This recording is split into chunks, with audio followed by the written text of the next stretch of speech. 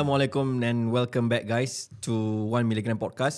So today it's our 4th episode. Kita panggil 4th milligram. It's okay? Yep. Again, the tagline for our podcast is actually 1 milligram, small dose but just enough to make you think. Small dose but just enough to make you think. Yes. Aku pun tak tahu apa maksud dia sebenarnya. Nampak. Sendiri punya, apa pun tak tahu. Tapi it's interesting because Yes. when we talk about small dose, kita start with 1mg episode. Correct. Every week kita shoot 2mg, 3mg and now today it's is the 4th. 4th milligram. Correct. What's your opinion on the TikTok so far? Okay. Actually, kita can be streamed through different platform. Yep. Kita ada IG and then IG OMG Healthcare, OMG Digital Healthcare, Yep. betul. Lepas tu our own IG was tag along. Lepas tu kita ada dekat Spotify and YouTube. Yep. I think the most traction ada dekat TikTok lah. Betul. So TikTok you guys can follow juga dekat OMG Digital Health juga. And I think banyak orang lebih now in trend dengan apa tu, dengan TikTok. So I think because kita buat pun snippets Yes. of benda, so kita Yes. try to get traction of people while orang kata macam insinuatekan kat mana yang kita nak punchline kan dalam every episode kita tu. So I think banyak orang lebih komen kat situ and I would say 95% will actually agree on what we were telling. Of course ada juga yang DM kita lah kan, yang macam cakap benda-benda yang personal. Apa yang personal tu? Yang Boleh personal share? contohnya hari ni if you realise kita macam slightly slanting sikit. Yep, kita Usually slant. kita dekat dengan TV. Betul. Because apparently Aziz mention nama sikit kat sini, special mention. Apparently some people were telling me about my baldness kat sini. So dia suruh I tukar dengan bajet. Tapi bajet pun bald juga. So bajet pun sama je. Kalau duduk sini sama je, botak dah tua masing-masing. Ya, Kan? betul. So I guess that's about aging. Yunam ke tak yunam ke, I don't care actually. So that's about it. Tapi the rest of the Ada satu lagi komen, pakai baju sama. Dua episod nampak pakai tak? baju Ini sama. baju lain.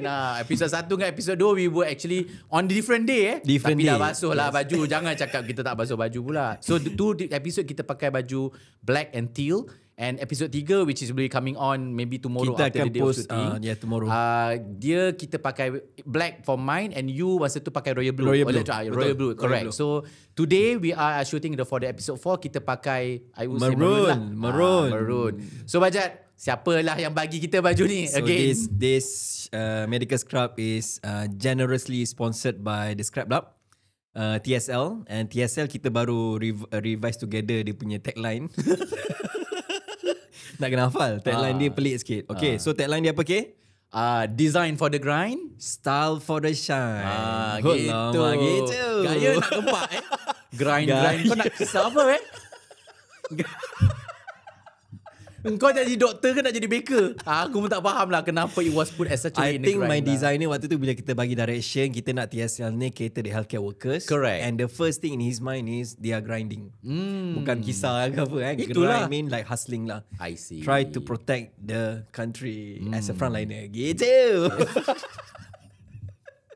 Makin lama makin menjadi-jadi. Hey, by the way, Ah. kita dapat feedback tentang TSL. Ada okay. video personal. That's good, that's good. Everybody jom kita fokus on the Screen? montage. Producer boleh buka. Alamak, siapa Macam ni? kenal lah. Macam Macam kenal. kenal. Okay, let's listen to that. The best scrub that I ever wear in 38 years of my life. 38 years, weh. Masa sekolah rendah pakai scrub ke? Light material jatuh. And If yang you guys paling can penting see tak actually panas. dia dah letak Thank you, bang. embroidery Yep. nama kan? Yep, kita letak embroidery so, nama. we can do that on the right side, left hand side. You nak buat embroidery dekat lengan macam logo, we are open to it lah, tak ada masalah. So thank you to Wafi. Wafi is our dear friend, tapi yang pasti kita tak payah dia. Ni bukan paid review, don't worry. This Tak ada is paid not paid review. review. Dah kaya dah pun, tak So payah lah. dia is a fellow cardiologist dekat PPUM. Correct. So potential future of cardiologist lah. InsyaAllah. And so far, thank you Wafi for your support. Hopefully you're satisfied with the And product. to Wafi juga, congrats for your newborn baby. Baru beranak with wife dia. So masa dia dekat jauh lah wife dia bersalin. Ya, So congrats. Saya tak Alhamdulillah. sempat lagi nak tengok. Wafi is my jiran sebenarnya. So tak sempat lagi nak pergi jumpa anak dia. By the Alright. way, congrats. So macam mana today? What are we going to talk about? Okay, actually Jad, I was talking about something. I was thinking lah kan, masa kita buat episode 1, 2, 3, we were really ranting about pengalaman, tool tips, apa tu macam orang kata apa yang berlaku, the real situation yang berlaku dekat field masa kita jadi houseman and what to expect lah, to be honest. Tapi ada yang macam cakap dengan I lah, dia kata, Mal, why don't you cover lah sikit, sebab kau kan dah quit, kau dua-dua dah quit, kau dengan budget quit. Okay, kita dah cerita kenapa, betul tak? All this fooling factor, pushing factor kan. Tapi we don't want to know that because everyone ada masalah dia. Semua orang pun ada dia punya struggles nak survive ataupun struggle nak keluar. Dia macam ada dua-dua kat situ kan, dilema. And I would say 90% of our doctors ni ada satu junction of their life terfikir nak stay nak keluar, nak stay nak keluar. I feel lah kan. I rasa semua orang pun, I don't know if you guys agree. Tapi when you were house officer, adakah you meratip nak quit since day one? Not really. Sebab kita, macam like you say, kita tak ada option. Oh ya, betul. Masa tu kita dilantik secara tetap, kita not contractual. Lepas tu masa tu yelah kita lah harapan keluarga lah. Lepas tu kita ramai geng masa tu. So semua orang pun rasa struggle yang sama. Kita rasa macam not worth it. Kalau semua orang pun rasa benda yang sama, kita nak keluar macam why? Why should I? Unless you are having some medical problem ke apalah masa tu kan. So today actually our emphasis is more on like kalau lah in the event of you keluar atau accidentally terkeluar atau macam orang kata terquit pula. Dalam berarti kata lain you tak nak sambung lah in clinical kan, atau you tak nak sambung in government servant per se. What are the options?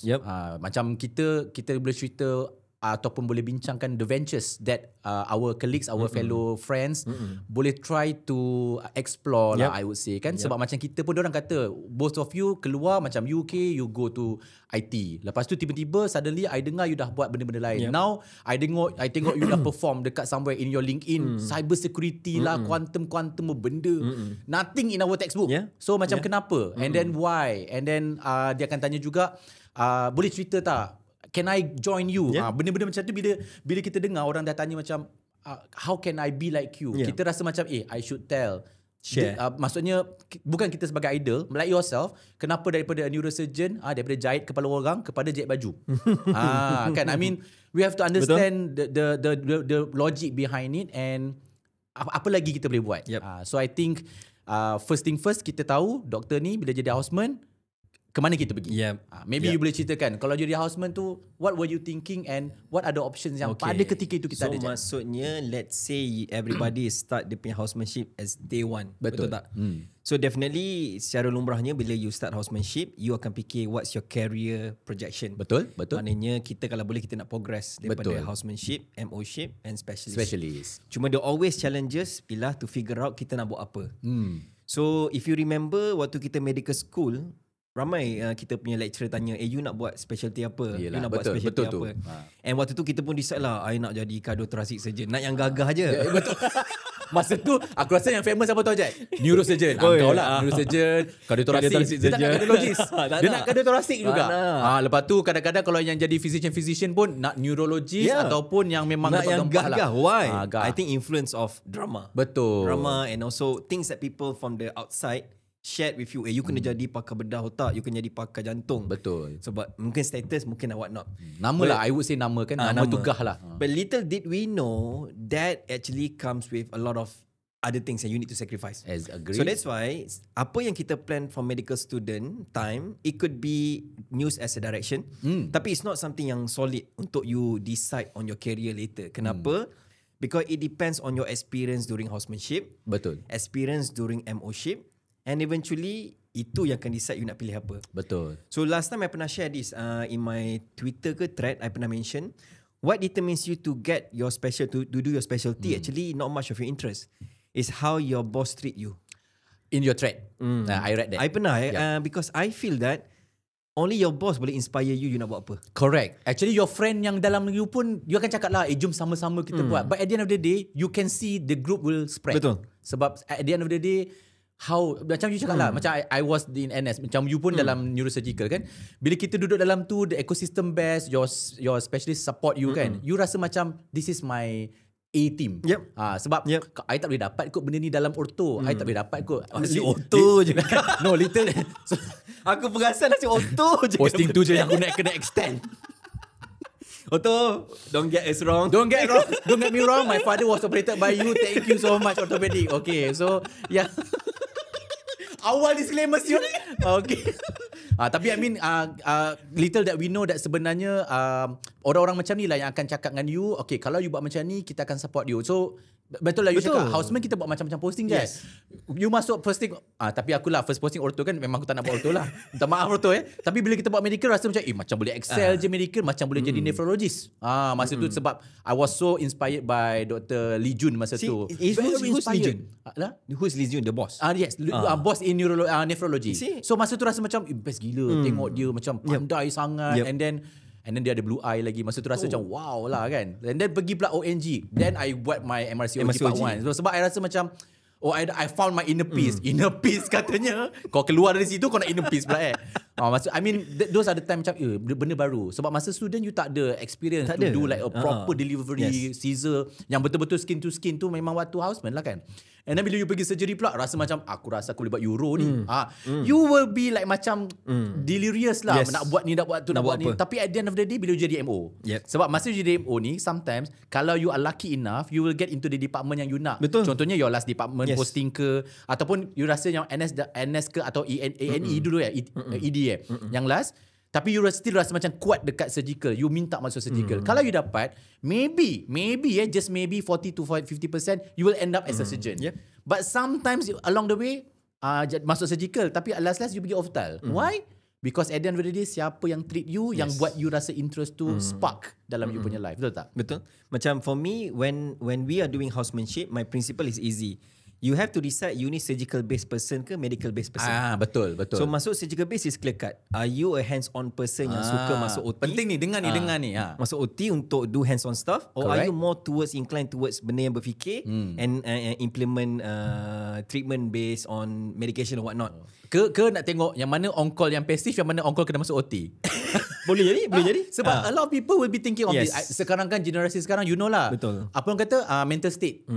Apa-apa mental health nombor 1. Physical nombor 2. Makan gemuk sampai macam nak mati tak kisah. Tapi dulu kita tak ada that kind of thoughts lah. Betul. Sebab kita tak we don't put lifestyle as our decision maker. Correct.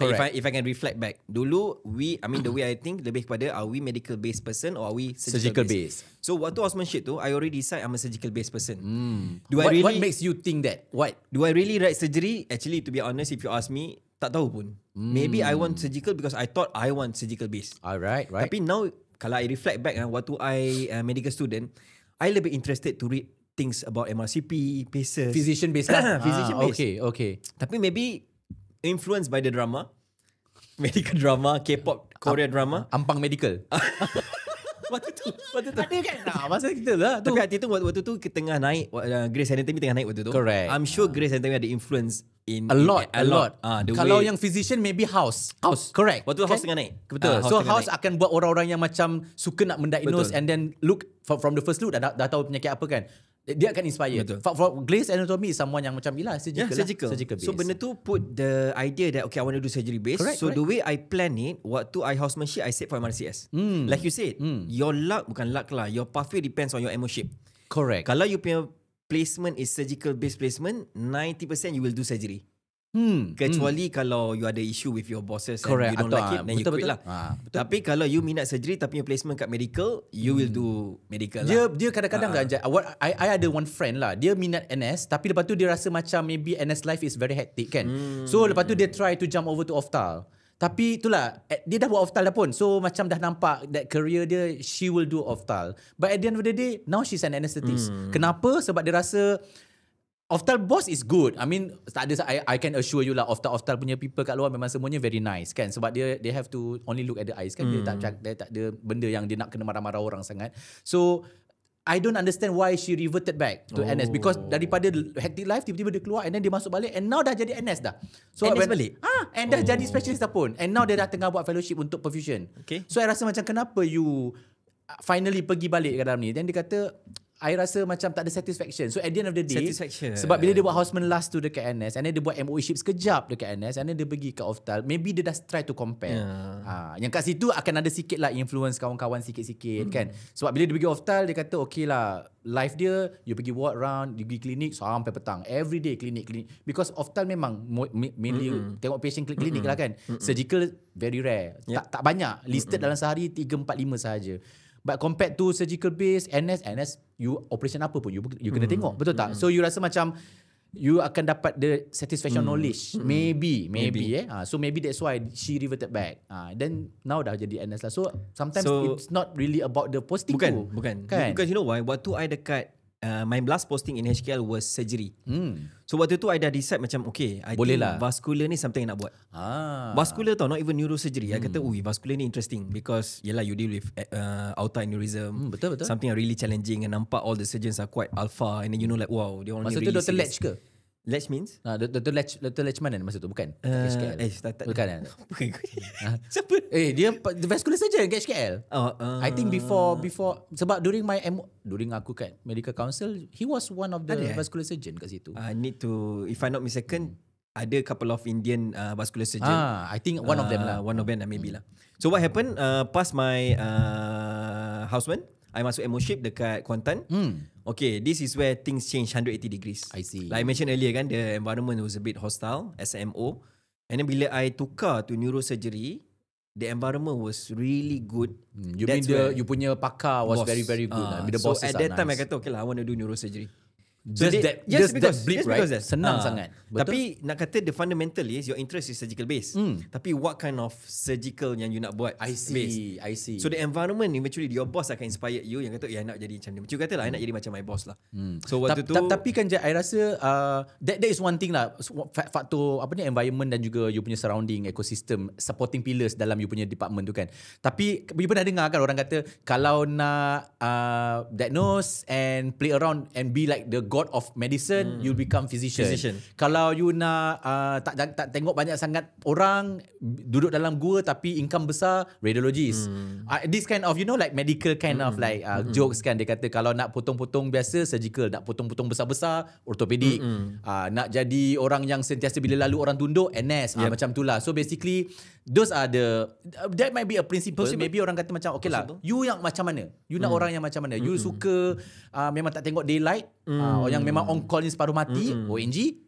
Lepas tu yang asyik nak kena pergi MMR, maternal mortality punya review, itulah dia tempatnya. Betul. Yang memang nak deals dengan orang yang boleh marah-marah orang, marah-marah parents, pediatric tempat dia.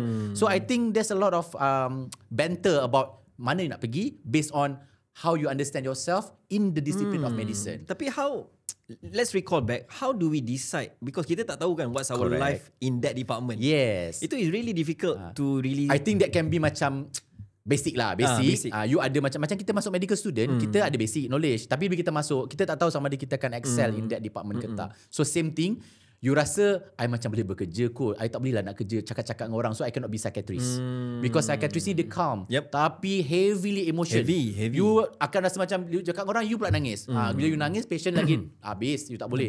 So you tak boleh jadi macam tu. So kalau katalah you jenis yang memang like you said, hands on, active, you go for orthopedic, surgical base, you go for benda-benda yang neurosurgical pun is like macam very fine touch of neurosurgery kan. Dia tak campur orang sangat. And it's very delicate kat situ. You tak ada yang macam gergaji pisau. It's very delicate, kecil sangat je kan. And then you pakai microscope lagi.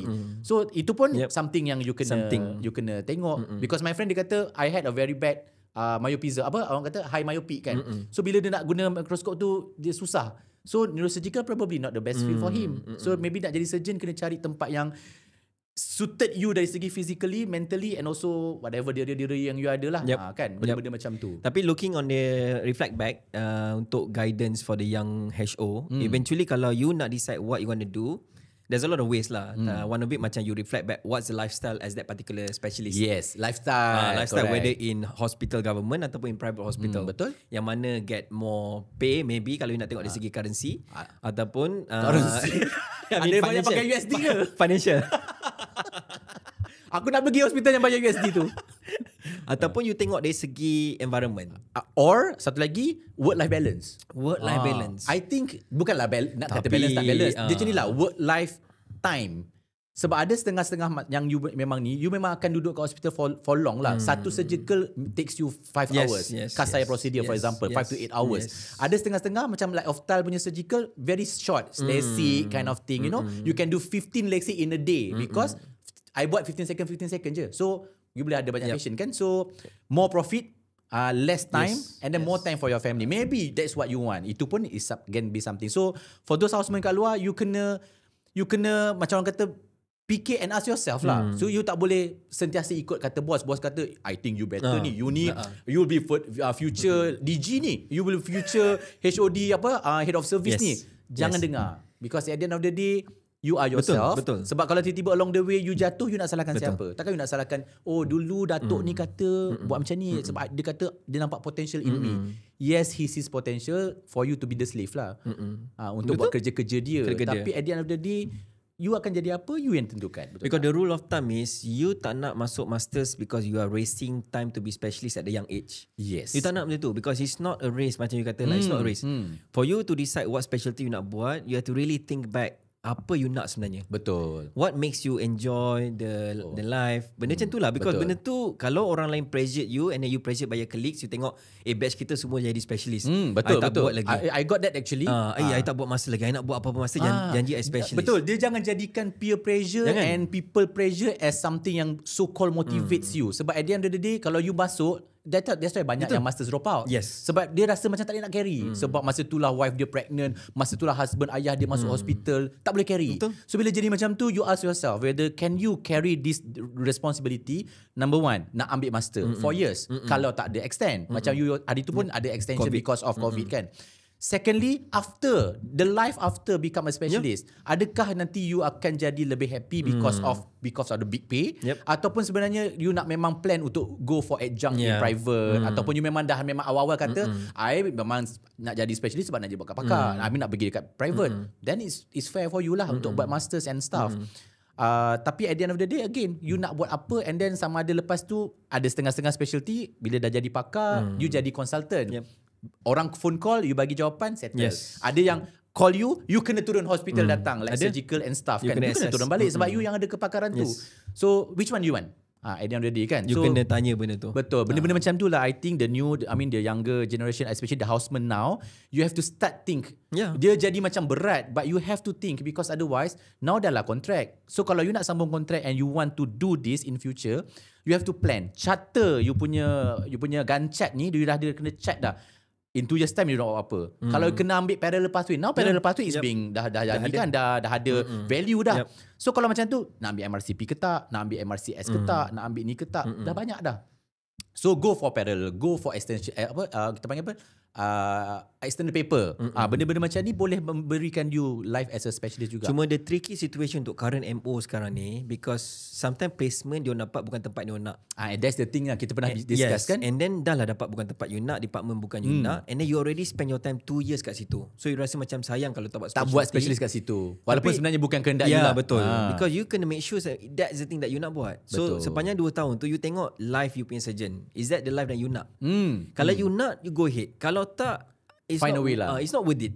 It's not worth it untuk just because you dah 2 tahun kat situ, you jadi specialist and then eventually you're gonna be a grumpy specialist. Tapi itu adalah our generation lah, Jad. I mean, bila kita dah jadi, kita rasa alah, dah alang-alang. That is our generation. Tapi the new generation ni, they are very how to say, aggressive, and they are very definitive. So kalau you rasa macam tak boleh, dia memang akan stop. That's why I think this is better to be advised. Maksudnya kalau you rasa tak boleh lah life ni, you don't hesitate to stop when I say it's like bukan stop bekerja. I mean, kalau you tak boleh dekat situ, ask for transfer, get another department. Kalau you still want to be in clinical, relevant in clinical. Okay, talking about relevant in clinical, Jad, hospital je ke life kita ni?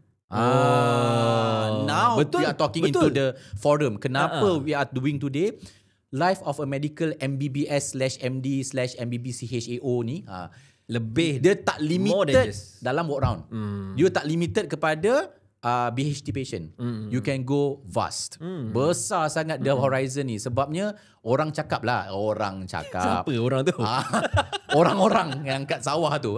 Orang cakap. Dia kata, kalau kau boleh belajar medik, means you can do other things juga if you learn. Bukanlah aku cakap kalau aku belajar medik tiba-tiba aku boleh jadi chef. Tak. Kalau aku belajar culinary, kalau aku belajar contohnya engineering, I might be able, bukan excel, able to do. Maksudnya kalau kau belajar, kau boleh buat. I want to reflect myself. Contohnya, I have no idea or no basic whatsoever dalam IT. Tapi tiba-tiba I saja nak ambil masters in IT. Yet dengan bantuan IT, AI, I cannot deny lah, ada function, ada AI semua ni. I think semua orang berpakai AI sekarang kan. I was able to finish my studies within time and alhamdulillah with distinction. Alhamdulillah. Alhamdulillah. So benda-benda macam ni walaupun nampak riak sikit tu tapi sikit. alhamdulillah.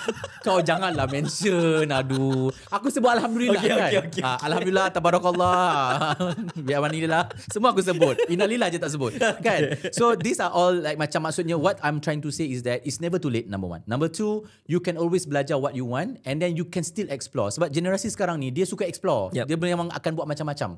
So kalau you rasa you tak boleh buat kat sini, you change your pathway. So always akan ada option for a MBBS graduate to do other things. Okay. Contoh non-clinical, contoh clinical tapi bukan Meaning for example dia dah dapat MOship tapi dia tak nak tak nak hospital buat base. tak nak hospital base. Quit. Correct. So what is their option? Okay, for those yang youngsters kan dekat yang houseman lah, where I say is like maksudnya you dah complete you punya khidmat wajib ke ataupun dah jadi doktor betul-betul lah, dah ada full MMC tu kan. You can always do a lot of things, especially bila contohlah you tak direzekikan untuk dapat penempatan tetap sebab now is contract kan. Katalah tunggu pun tak dapat penyambungan, so you ada lapse of services. What can you do? So now you can. Before that, okay, what are the common thing yang diorang biasa buat? Maksudnya from my sebagai, observation, masuk GP, buat locum. Betul. Either buat locum, GP ataupun you start your own GP. Sebab sekarang ni memang dah banyak dah. Betul. So I rasa even me myself pun kita pun buat, I pun buat GP practice. So macam bila kita buat kita nampak lah that might be one of the pathway. Dan memang boleh excel pun. Betul. We have seen a lot yang memang kaya raya lah because of GP punya extension dan sebagainya. Tapi nevertheless ada juga yang sebenarnya macam tak boleh nak sustain. Ataupun what I say is like at the end of the day dia rasa macam tak ada kepuasan buat GP because every day you see cold cases. Okay. And then the worst is actually patient datang shortness of breath, you refer ke hospital and then that's it. End of your story. Okay. Dia macam jadi primary care lah macam dekat KK kan. Tapi I'm not condemning KK because KK ni nampak macam kecil but they are arguably powerful. Yeah, so memang dia kuat. Cuma important kan. So sebenarnya even kita pun ada ENPHC, Enhanced Primary Healthcare, where kita nak kalau boleh nak outsourcekan patient kecemasan ni pergi ke GP sebab you can be treated well dekat GP rather than dekat kecemasan kan. So benda-benda macam ni is something yang you boleh explore, not only GP. And GP pun kita ada banyak benda je. GP ni pun GP practice biasa. Kita ada macam basically klinik praktik biasa lah. Yang kedua we have GP yang spesifik. GP spesifik ni maksudnya macam contoh lah macam kau. Dulu kau surgical base. Katalah kau terror bab ENT lah. Surgical base kan? ENT. So kau nak create ENT services so called dekat GP. Bukannya kita tak boleh buat otoskop, nak teropong-teropong ni ada je. Itu boleh Boleh. Tapi you have to spell that in your CCAPS. I mean the clinic kena spell lah, licensing semua tu. I think our friend pernah tanya, Hazim pernah tanya. He's a ENT surgeon kan. Dia pernah tanya, boleh tak kalau dia nak set up like macam ENT services kat klinik? I said yes. But make sure that particular facility registered and licensed as such dekat CCAPS. But the operator has to be specialist tak semestinya? Can be or cannot be. Kalau betul-betul yang memang betul kena pakai ENT lah turun. Tapi kalau setakat nak pakai otoskop dia tu tapi high-fi sikit lah kan yang maknanya based on the credentialing procedures. Correct. Siapa still yang kena boleh ada. Maksudnya still boleh buat. Tapi GP per se pun you can go extra mile. You boleh buat macam sedikit touch on dermato services macam allergic punya ke kan kita ada banyak buat kan patch test lah semua-semua tu. Nampak sekarang ni banyak orang venture into pain intervention. Yes. Ultrasound, knee pain. Betul. Sangat banyak because diorang dah train. They are trained very well trained dalam orthopaedic dulu. Tengok orthopaedic bagus kan. You train in orthopaedic, you know where to put and inject and then now it's become a business. Betul. So orang inject segala-gala ubat steroid lah, your ligament punya HA semua dekat dalam ni. And I have one dekat Kota Warisan Sepang yang buat that specialized benda tu because dia memang pain train kan. So bagus lah. I think it's a good thing. Aesthetic. So aesthetic is another yang memang I rasa blooming like nobody listener. And then now dah ada macam weight management, wellness wellness and weight management sekarang ni. You tak sakit pun, you pergi klinik untuk apa? I nak kurus. Sekarang ni apa yang famous tu? Saxenda lah, Ozempic. Now it's Mounjaro.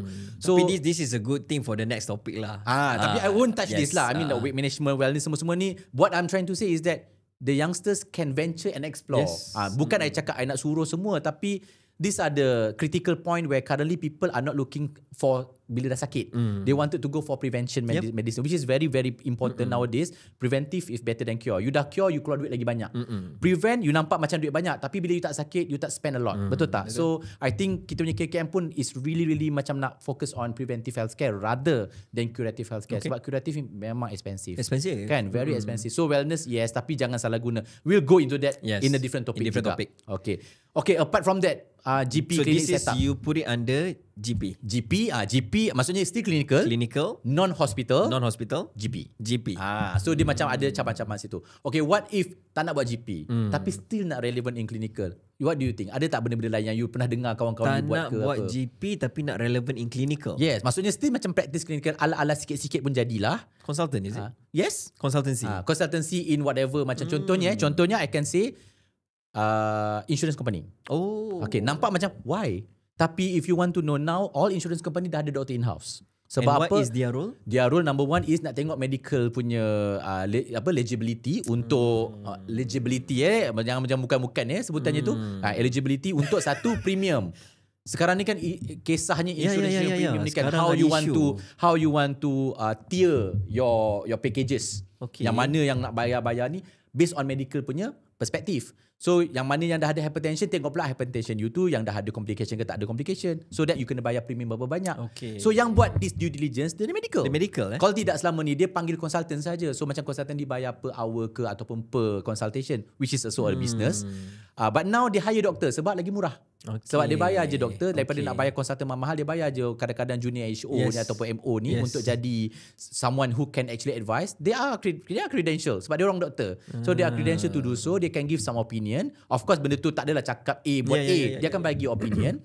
And then it helps the insurance industry to bloom in such a way that they can provide tiering mechanism of how they wanted to package their product. Itu nombor satu. Cuma ni tengah heated discussion sekarang ni among TPA and private hospital. Yes. Tapi that one is kita dah bincang last time. Tapi that one is more of like the governance. Kita tak nak cerita on that banyak sangat sebab kita nak cerita what doctors can do kan. What is the opportunity? Insurance. So satu dekat tempat insurance. Other than that, you want to still kekal relevant, you boleh jadi doktor-doktor dekat community seperti kalau you pernah dengar lah ISOS, International SOS. I've been there for a while sekejap. Yang ini dia macam kerja untuk macam medical evacuation je. Macam ni ke? Medical repatriation. Not really. ISOS ni company oil and gas. I see. Tapi namanya International SOS. Sebabnya SOS ni adalah untuk memberikan bantuan medical kepada those yang involved in oil and gas industry. So we will be like macam dekat station dekat contohnya company dekat contoh kat KL Central ada satu company dekat situ. So kita akan bagi advice kepada our MA on the platform. Maksudnya MA kita ada dekat dalam atas pelantar minyak ataupun dekat offshore klinik. Ada dekat situ untuk bagi advice kalau berlaku contohnya kecederaan, jatuh, burn. Kadang-kadang dia tengok doktor yang ni adakah perlu untuk bawa transport dia kepada facility ke tak. Kalau perlu we will terbangkan dia dengan evacuation kan. If needed you will terbang ke sana and the doctor have to be at the site? Yes. Kena? Sometimes. Especially kalau contohnya kes-kes yang agak kritikal, MA tak boleh. Dia dah buat first aid and then need some intervention. Contohnya nak kena intubation ke apa ke semua tu. The doctors will fly. So this something you kata, apa ni kan? Tak pernah dengar ada. I did that. So memang ada. Okay, so that one also clinical relevant. You still practice. You punya CPR, basic skill, advanced trauma, life support, pulse kalau ada melibatkan case speeds. Another one is memang terlibat dengan company yang memang purely buat medical evacuation. Okay. Yang ini memang biasanya hanya ada kat airport lah. Contohnya dekat kalau kat Malaysia ni kita ada kat Subang dengan kat Senai. So I've involved dekat the one yang in Senai. It's a company daripada Singapore. And then kita buat repatriation. Patient daripada Singapore nak balik Philippines. Patient daripada Bali nak balik Singapore. So kita tolong jadi escort. Yes, we escort. Lah. And most of the time kita akan naik private jet lah. Nampak tak nak rasa private jet macam ala-ala Alif Syukri? Yelah. Tapi bukan kita punya, takkan gambar saja. So lepas tu kita post sikit.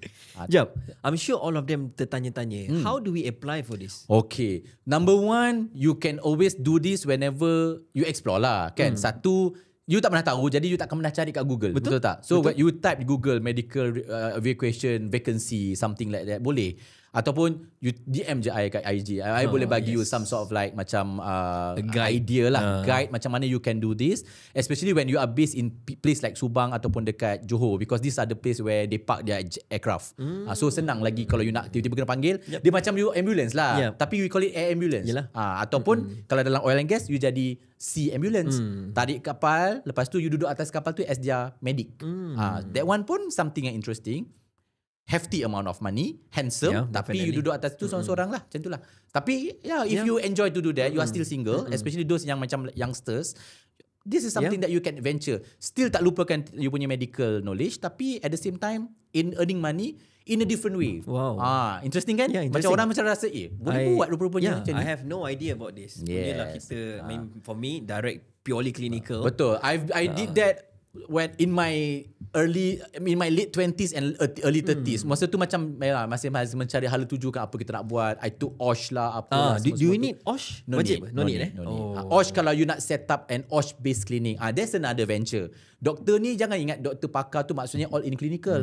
You can always go for OHD, Occupational Health Doctor. There's another branch of it. And OHD, trust me, you duduk kat Pelabuhan Kelang, you duduk kat Nusa Jaya, you duduk kat mana-mana industrial area, you will be goddamn rich. Oh yeah. Sebab you will be pass over the patient ataupun dia punya ni untuk buat assessment. And each of your stem valuable. Oh. So that's why I think I mungkin nanti OHD kata, "Oi, Akmal kau janganlah. Ini perut nasi kita orang kan." Marah kan. Tapi we need more. Because until this point pun ada je yang contact kan. You ada OHD, you ada kenal tak siapa-siapa OHD, because tak cukup. I see. Kadang-kadang sebab dulu I ingat OHD ni banyak dekat Pekeso.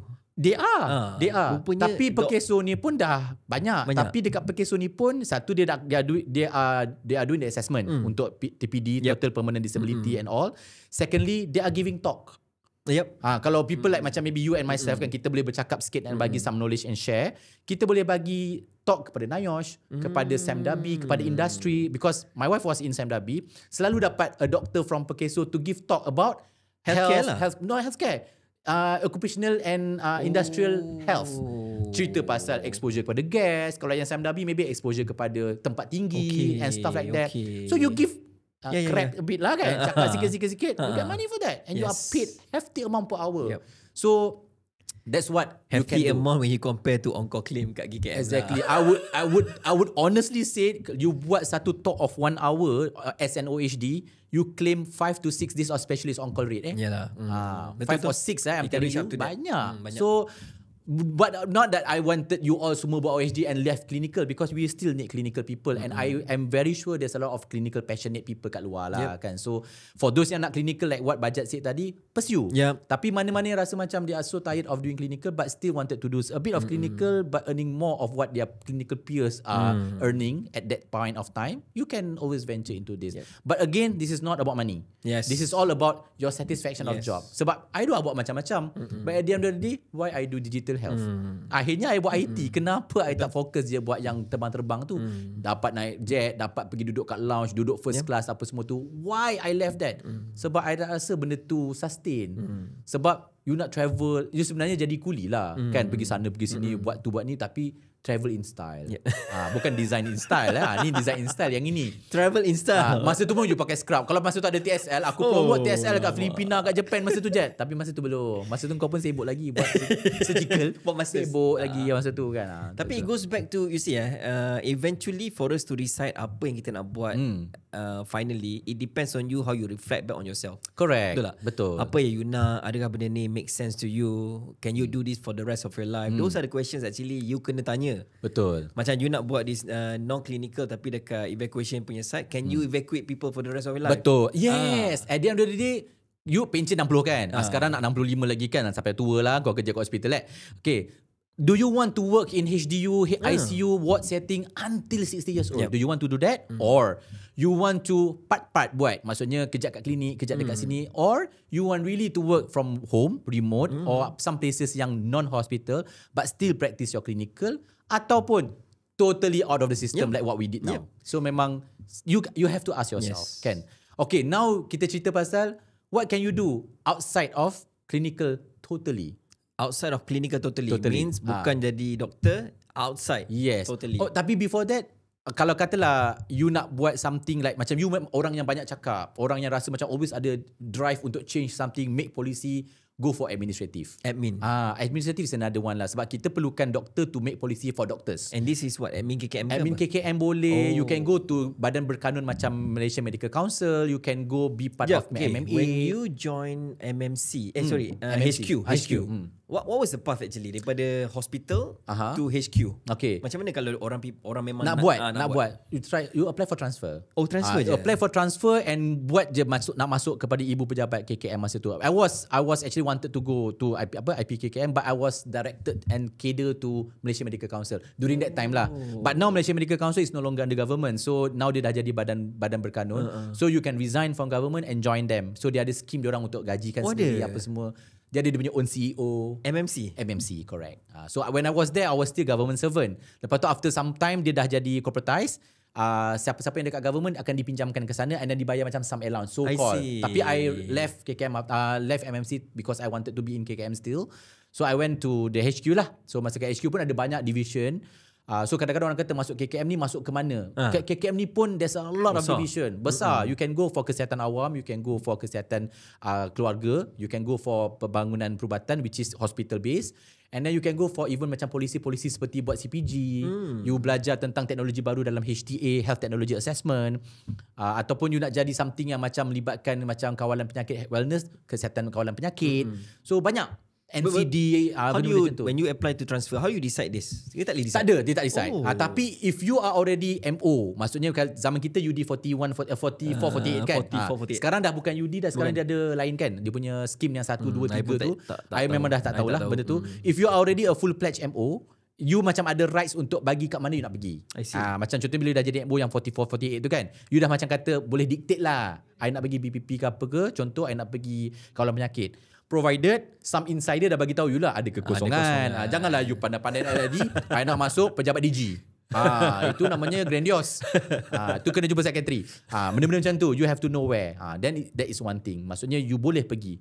And KKM ataupun administrative ni pun is something yang you can still earn money while you can have office hour. Inilah orang nak cakap nak office hour tapi nak kerja gaji MO tapi I tak nak on call. Tapi tak nak on call. Benda-benda macam tu. But we on call lah during COVID so kenalah macam tu. So okay, how do they climb the ladder daripada let's say you dah transfer masuk ke HQ?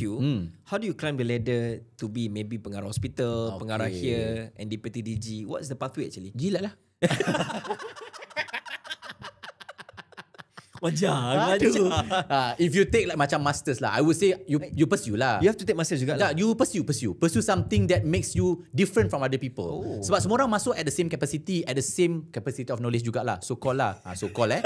Tak semua tapi so call lah. Okay. And then you ambil master, contohnya MHA, Master of Hospital Administrative. Kita ada beberapa yang kita iktiraf, contohnya dekat South Bank kat London. Kita ada satu dekat self-sponsored ke? It can be cuti bergaji penuh dengan apa kita panggil HLP. Tapi HLP tu dia akan pilih universiti yang you nak je. Contohnya macam dekat Philippines, dekat South Wales, Australia, dengan satu dekat South Bank. Okay, yang ni untuk kalau MHA lah. Yes. But you can take MHA from different place. Tapi kalau macam ni, biasanya you cuti belajar, you can opt for bergaji penuh atau bergaji separa atau tak bergaji. But most of the time you tak dapat HLP. After MHA, can you get allowance specialist? You will get so-called macam allowance. Correct, you can get allowance specialist. Tapi after gazetted, and you will get like macam maybe some portion of it. Maybe like, if I'm mistaken, like 2/3 of the specialist. Not the full allowance specialist. No, because dia bukan belajar. Sebab yelah, specialist pun marah. You belajar 4 tahun plus. And then you still tengok patient, you get the allowance. Tapi for this maybe, I'm sorry if this one macam a bit sensitive. Tapi yelah, this is the apa orang kata conflict within the fraternity lah. So you jadi pengarah hospital, you akan dapat some allowance macam allowance pengarah hospital apa semua tu. So why should you be getting macam-macam allowance pakar juga? But they are still given because of their credentials. And then diorang pun supported by JPA juga. So to me, if you want to do it, by all means pursue to do it. Selain daripada tu, you can do medical legal. Medical legal pun some of it I think kalau betul-betul you boleh justify, maybe you boleh dapat HLP, but most of the time memang you buat sendirilah. Sebab medical legal course ni totally outside of fraternity of clinical kan. Dia medical legal. Memang something. Belajar pun ada faculty of law. Dia bukannya faculty of medicine. Jadi dia nampak macam sedikit keluar, and then belajar pun setahun setengah sahaja master dia for LLM. And then you can be orang kata macam advisor kepada ni. You tak boleh jadi lawyer pun unless you ambil BLS, basic legal study, degree. Lepas tu you ambil double degree lah. Lepas tu baru you ambil LLM, baru you boleh practice as a law. At the same time you boleh you kena buat chambering, baru you boleh jadi lawyer, and you boleh jadi advisor juga kepada medical punya staff. And kalau you ambil BLS means you boleh advice untuk non-medical juga. Tapi for now I tengok banyak yang sekarang kan indemnity kan. So I think a lot of people will be on that. So medical legal. Indemnity. So that is governance. Kalau dekat administrative, Selain daripada tu macam kawan-kawan kita lah, pensyarah. Pensyarah ni it can be clinical non-clinical. Kalau you jadi pathologist, dia dah jadi macam so-called macam non-clinical setting sangat lah. Pre-clinical lah. Biomed ke apa kan. Biochem. So dulu-dulu kita pun kan doktor-doktor juga yang jadi our lecturer kan. So you can still venture into that. Cuma you ambil master in that particular field, you can become a lecturer. Office hours. Academia. Yes, office hours. Academia work lah. Research you kena buat semua tu lah. So you nak mana? Nak buat paper? Atau you nak tengok patient? You nak potong orang? You nak travel in style? You nak duduk kat rumah tapi duit masuk? All is your choice. A lot of opportunity. Actually you can do. And this is all still within clinical confinement. Betul tak? Masih clinical. So you nampak kan? Banyak cabang-cabang you. So that one is something yang kita tahu. Betul. In fact, eventually memang sepanjang kita experience in healthcare pun, these are the one yang kita di-share about. Macam for me, banyak di-share about clinical setting lah. You dapat explore other than clinical setting. I mean, that is my inilah. Kita punya macam kata rezeki orang lain-lain kan. Exposure kita lain-lain. So the more exposure you see, lagi and then you masuk pula. Contoh, I pergi NIOSH kan. I jumpa yang the so-called evacuation yang pakai private jet ni dalam NIOSH. When I see my friend yang dekat Johor kata ada this opportunity you to do locum lah, apalah. Why not? Try lah. Try sekali, buat tiap-tiap minggu. Gaji kau lagi besar daripada cardiothoracic surgeon.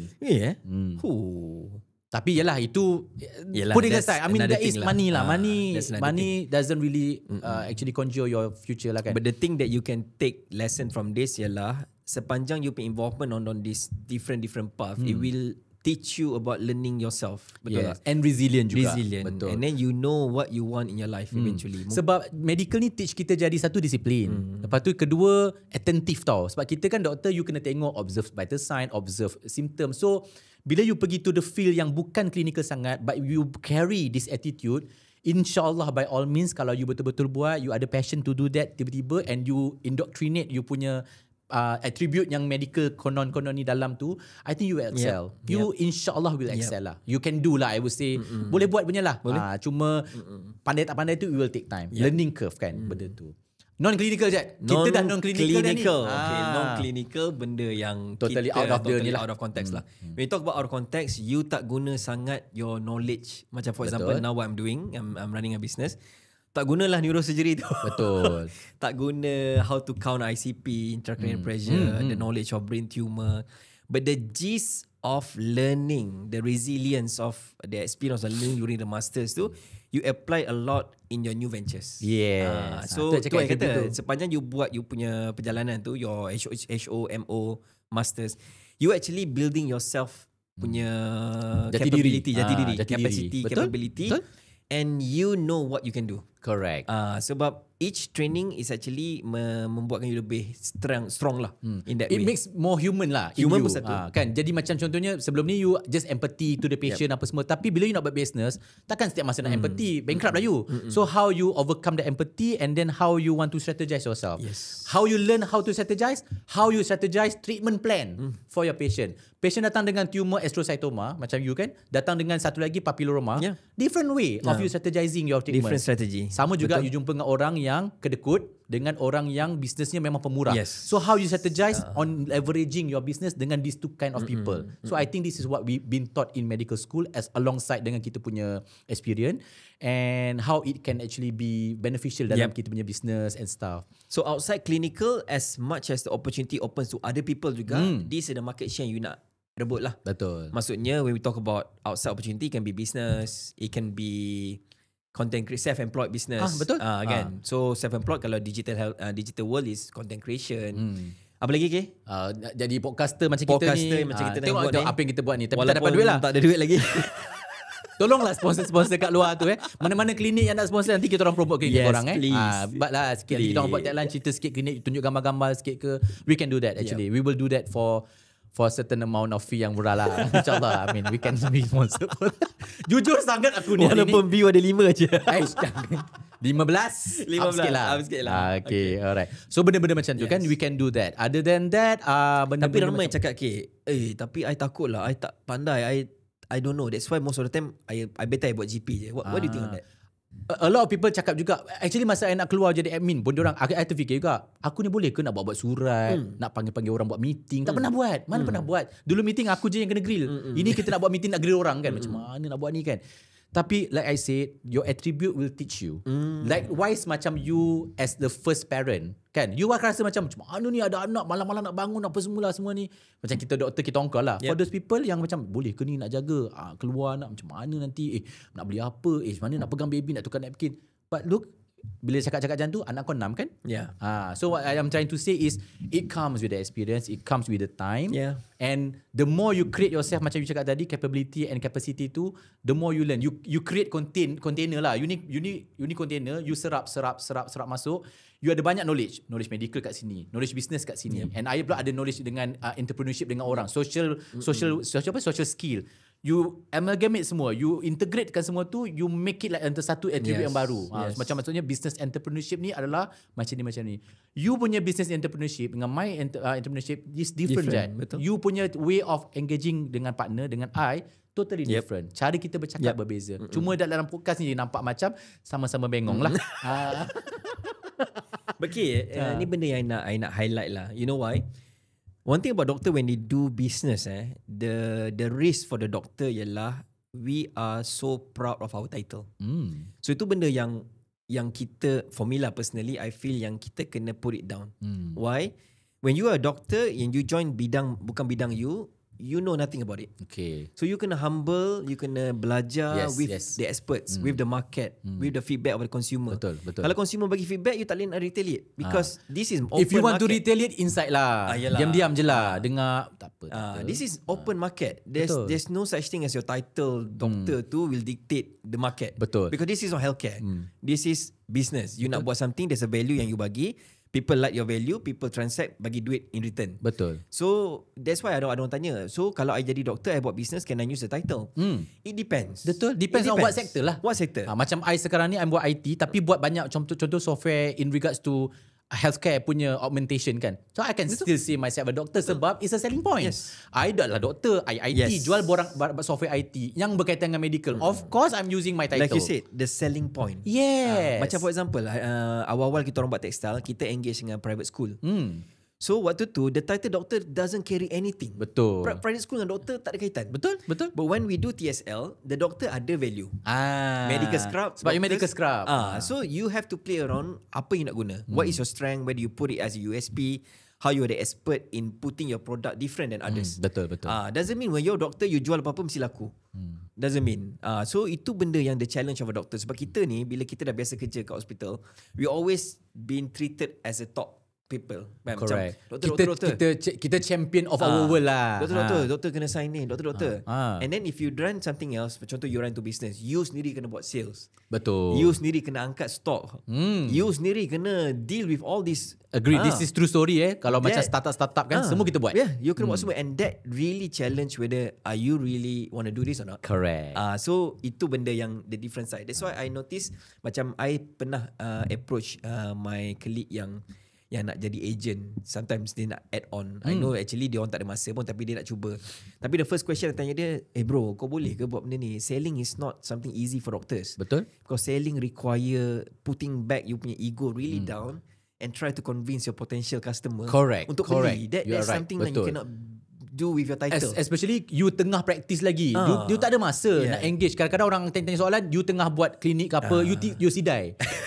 Sidai ni memang tapi tolak masa tepi lah. Betul. About as a personality yang tengah ada title, tengah practice, to bring yourself down.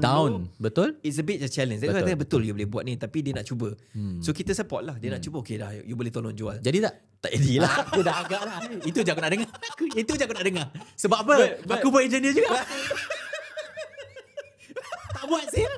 No, but I don't blame them. Because from my experience in the business world, to find the best salesperson is not easy. Betul. Sales is actually a skill yang if you have it, you have it. Betul. It's not something you are born with it. Cuma kalau katalah you are born, you ada extra lah. Orang lain maybe kena belajar sikit-sikit. But those yang born with it, you polish sikit je, you cantik. Betul. Macam tu. Because the motivation of somebody yang boleh sell ni is different. Betul. It's not money and dollar and cents. It's not dollar and cents. Betul. That is very important, Jad. Very important. So I think for those yang tengah buat houseman ni dan tengah dalam dilema, nak buat master ke, nak buat ambil paper ke, nak quit halfway ke, nak quit after MO ke, nak buat pakar lepas tu quit afterward ke, nak buat housemanship dekat overseas ke like we discuss hari tu, I think these are all pathway yang openly available.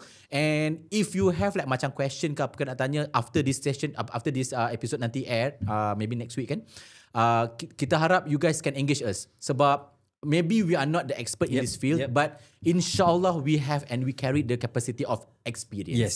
I think that is very matters to those people yang kat bawah tu kan. Yang one question ke, kalau let's say somebody daripada government servant dah quit nak cuba you punya pathway ni, then suddenly macam alamak, I miss my old lifestyle, nak masuk balik government, okay, boleh ke? Dia boleh. Okay, it's always boleh. Dia always macam nak kata boleh lah, tapi you apply sebagai contract lah. And then your value will be slightly lesser lah. Macam beli kereta lah. Takkanlah you punya after sale sama harga you beli 150,000, harga jual 150,000. Kalau orang nak beli balik pun orang akan beli part 120 atau 100,000 if your condition is still good. Kalau you dah left for so long macam myself, you pun dengan I lebih kurang lah about the time kan. More than 3 years time macam tu. Dah karat dah pun. Let's say kita masuk balik. Kita nak masuk balik. Kita akan duduk the hierarchy paling bawah lah. And then you have to apply as a contract. Bila apply sebagai contract ni, you will be the lowest point. Okay. And then again, are you capable enough to bring down yourself? Dulu bos kat situ, now you jadi anak kuli kepada kuli you dulu. Yes. Sebab kuli you dah naik dah. Yes. You akan duduk bawah kuli you tu dulu. Yes. So whether you kuli kau yang bagilah ayat elok sikit. Humble. Sama juga. Yelah, kita kan government servant. Servant kan is basically cakap lah junior. Oh, junior. Sorry lah. Dia time-time macam ni kita nak cakap transparent. Okay, betul. So betul lah. Kuli lah. Kuli because you have to do things. You tak boleh direct. You tak boleh dictate. So you the kuli lah. Oh, so you masuk balik at the lowest. Probably the lowest. Ataupun kalau katalah you masuk sebagai macam middle manager, but the middle manager will be the lowest level of the middle manager. Sebab and then you will not get the perks of what the government. Correct. Because dulu maybe kalau you dalam government as a tetap, you dapat all these like pension apa semua. Contract maybe you get it, but with time limitation lah. Ada time constraint. Lepas tu tak semua you boleh claim. And then dia macam kalau orang beli EV ada range anxiety. Yang ni dia ada time anxiety. Sebab you sampai tu masa sambung ke tak. Benda macam tu. So something yang but nevertheless there's still option untuk masuk. Correct. Ada option. Option. Ataupun kalau you dah memang keluar sebagai macam pakar macam bajet kan, he has always ada option untuk masuk balik kepada benda-benda private because they will need neurosurgeon. Neurosurgeon tak ramai kat Malaysia ni. So kalau macam tu lah, the event is like that, maksudnya you pakar nak keluar, I think your value will be slightly bigger or higher than other people dalam government. Tapi kalau you keluar sebagai MO fresh ataupun you keluar sebagai houseman, probably your value is just like those people yang lepasan SPM. Macam tu lah. So I'm not downgrading tapi this is the reality because in government they practice hierarchy. So the moment you keluar, you are no longer in their ecosystem. When you go in, you are entering as a fresh people. So fresh people means bawah. Okay, let's reflect your experience when you submit your resignation. How long do you take to think about it? Like I tell you hari tu kita ada macam pushing pulling factor, tapi berfikir tentang resignation ni I took like around 1 month lah. 1 month 1 month of like macam bukannya hari-hari duk meratip tidak. Hari-hari resign ke tak cabut bunga clove tu kan. Cabut tak I don't do that. What I did is actually memang kita because kau sambil kira bulu kucing tak? Resign ke tak? Bulu apa? Bulu kucing. Dengan bajet dia tak boleh sensitif kata-kata macam ni. Producer dah senyum-senyum kat belakang tu, dia red line tu tadi. Okay, betul. So I took 1 month because satu I discuss dengan my wife sebab kita nak jadi someone yang sebelum kita breadwinner, kalau kita nak keluar pula whether you whether you are able to provide as such kepada the family when you are outside. Number one, you can fikir macam tu. But maybe for those yang single, masih lagi duduk dengan parents ataupun still can able to sara diri sendiri tu, maybe this one maybe sekejap, tak lama. But for me, this one takes me the longest. I took me the longest around 2 to 3 weeks untuk discuss this dengan my wife. We talk about it, and then tak adalah hari-hari juga. Apa cakap, lepas tu 2-3 hari nanti sambung lagi kerja government, maki-maki lagi bos. Cakap ni, mana menyusahkan aku, bila menyusahkan je, nak resign lah. Macam tu lah, biasalah. Manusia tak boleh lari daripada sifat-sifat macam ni kan. Nak resign lah, what do you think? I think should resign kan? Nanti my wife kata, semayang dah. Nanti akan cakap, dah ambil semayang dah. Cuba lepas ambil semayang dulu baru fikir, nak resign ke tak? Selalunya tak jadi. Betul. Tapi bila after that, lama-lama, bila kita fikir-fikir balik, whether you wanted to do this, and then of course, ada faktor lah, kat luar, bos yang kat luar tu lah kata, tak apa, I will give you some time. So, benda-benda macam tu, dia akan give you some ruang untuk berfikir. And then, of course, for Islam, kita akan buat istikharah kan, kita akan minta doa, and then kita tanya ask around. I think you guys should ask around. Sebab yang as around you jangan tanya kawan-kawan you yang nak resign juga. Ini tanya kau nak resign agak-agak kau nak resign tak? Mestilah nak resign. Kau tanyalah kawan-kawan kau yang dah lama ataupun in the service. Kau tanya seorang yang dah kerja kat GP, kau tanya seorang yang dah jadi specialist, kau tanya seorang yang dah buat master, yang sedang buat master, atau kau tanya seorang yang totally tak buat housemanship pun, dia buat business. Kau tanya this for get information because knowledge is power. Bila kau dah ada this is information really interesting. You know why? The challenges of a doctor, dia punya network doktor je. Itu masalahnya. You need to expand your network. Yes. Semua you kena kenal. You kena Baru sembang. you tahu sama ada sebenarnya can you actually excel and do the same thing what they are doing in the field ataupun tidak. Because otherwise you memang tahu you punya tempat adalah pintu masuk hospital dengan bilik mayat. Itu je lah you tahu. Dua tu je. Permulaan dengan penamat. Itu je. Ya, Otherwise betul. you tak tahulah.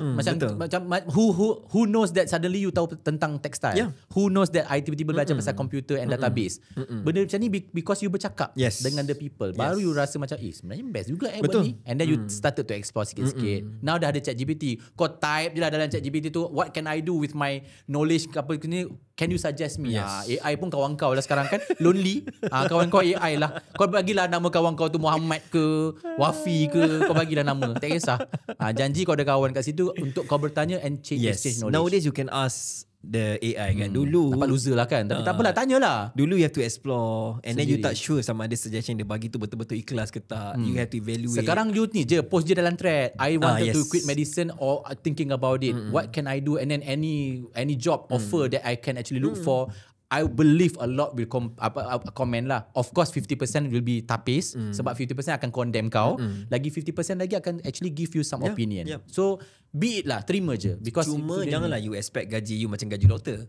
So the position is not doctor punya position. Betul. Let's say you nak try something else. yang non-clinical lah. Non-clinical. Tapi kalau clinical, then by all means lah. You boleh lah compare sebab bukanlah besar sangat pun masa house dengan MO tu kan. Yes. I mean cukup untuk kita survive. Tapi kalau you nak go further at your age tu, at your stage yang MO tu, tapi you nak gaji macam specialist, explore lah. Boleh je. Bukan kita tak explore je. Kita we did that. Betul. Of course from a specialist gaji lepas tu tiba-tiba nak keluar pergi jadi macam ni. Tiba-tiba rupanya 3 besar. So something like that. Betul. Think about Betul. it. Okay. Betul. Think deeply about it. Sebab kita jangan macam just rashly go into the conclusion, I not resign. Sebab resignation ni is a commitment. Betul. It is a commitment. Betul.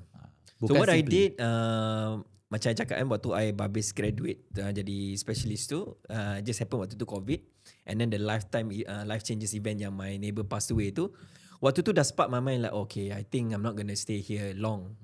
Maybe I'm looking for a reason to stay.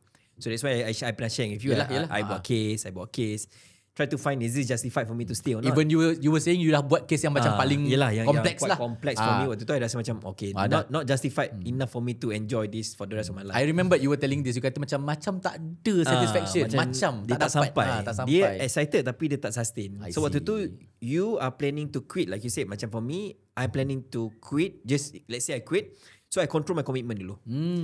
So yes, correct. Commitment you have to be controlled supaya you tahu bila you take this Pathway leap of tu, faith.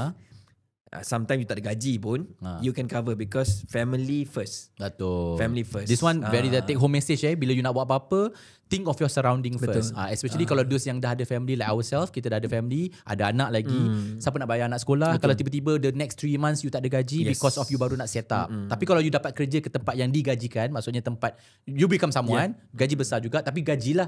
Then it's different story. Like myself, I went to a company yang bergaji. Jadi that thing I boleh fikir tak payah lama. Tapi kalau memang you nak set up a new business, buka GP ke apa, because GP ni ROI bukan sekejap. Unless you buka klinik yang memang in a prime area, within few months dah return, that one cantik lah. Tapi kalau tak ada, you have to think about it. Simpanan berapa banyak nak kena ada, savings, semua apa tu, lepas tu anak-anak komitmen, kereta masa tu tengah pakai Ferrari, nak pakai lagi ke Ferrari ke nak pakai Ferrero. Betul.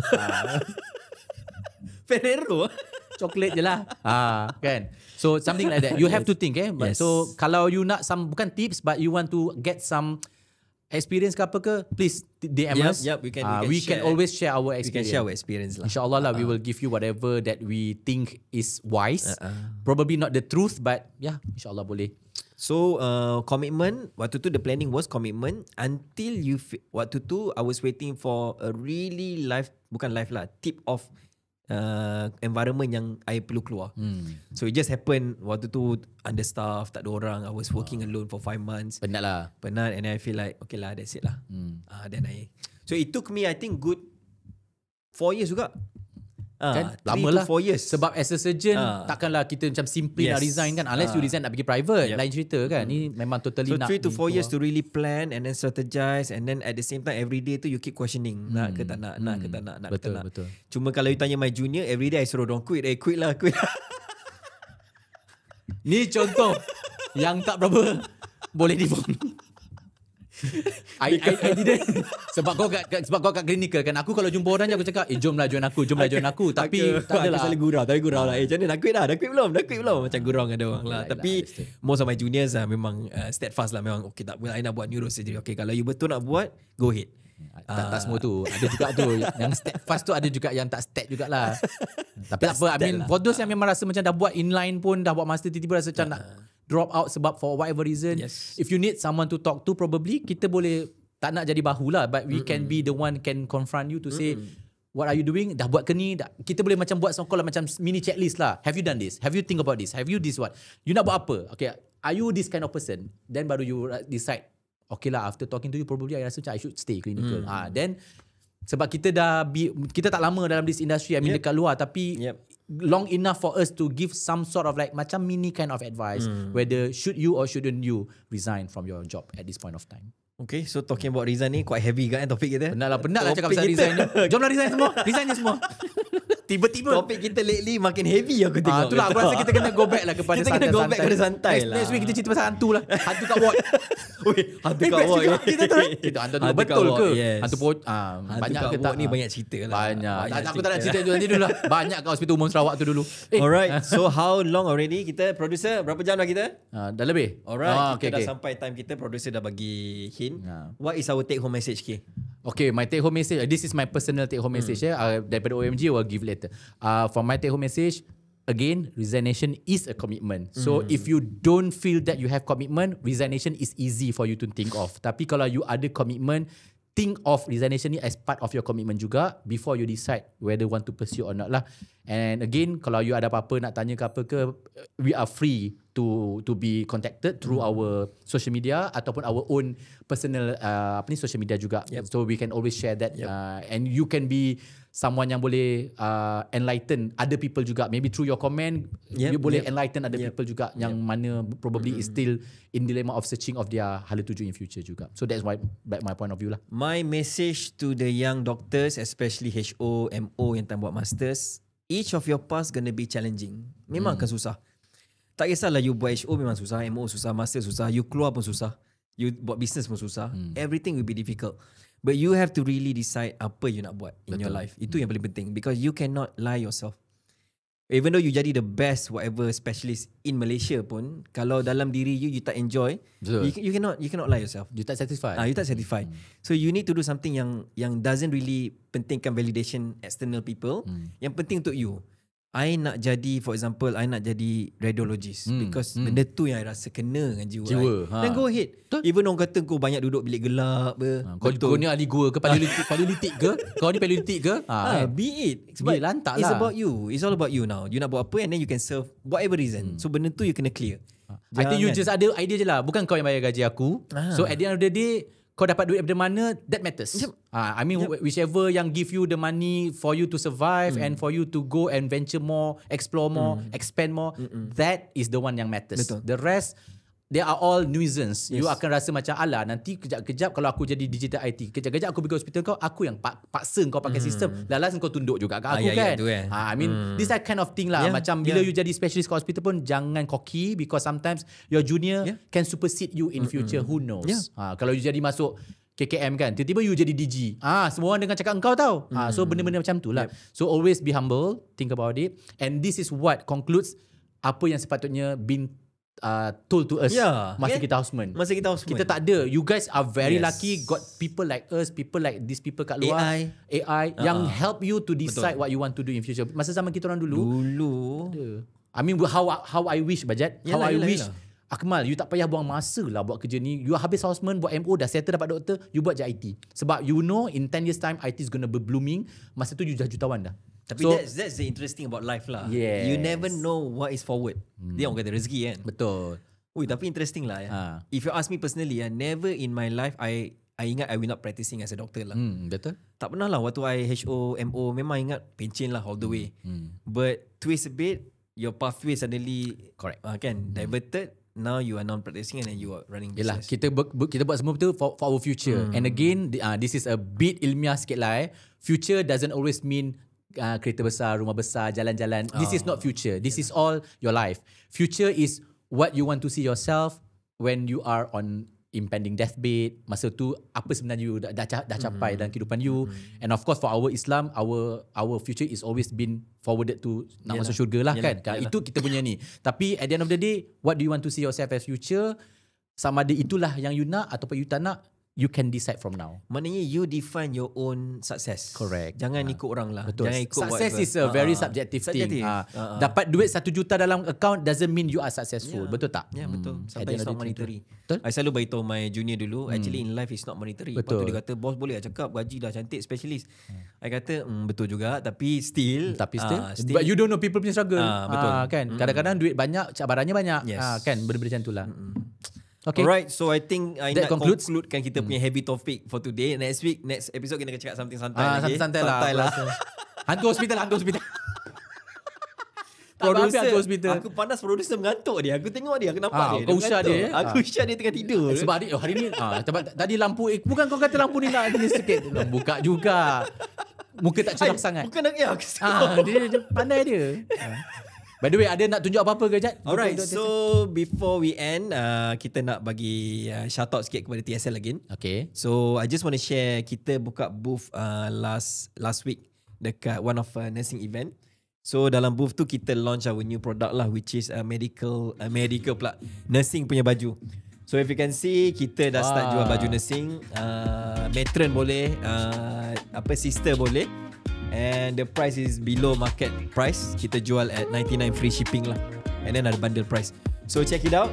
Nanti kita akan letak dalam website kita. So you guys boleh, for the nurses lah especially, kita boleh buat PPK juga dengan baju dental everything. Tapi ada moment kita baru launch nurses. Alright, just check it out. Hopefully something yang the market wants lah. Okay. Alright. Okay. With that, we wrap up our session. Dah lah tu. Producer sabo siul.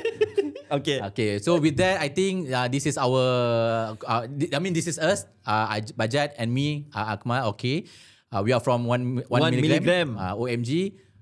Small dose. But just enough for you to think. Small impact tapi besar. Small dose but big impact. Deep betul loh. Deep. Small dose. Memang kita kena deep semua benda. Dah, sudah. Alright guys, we wrap up. Thank you. Jumpa for the next episode. Bye-bye.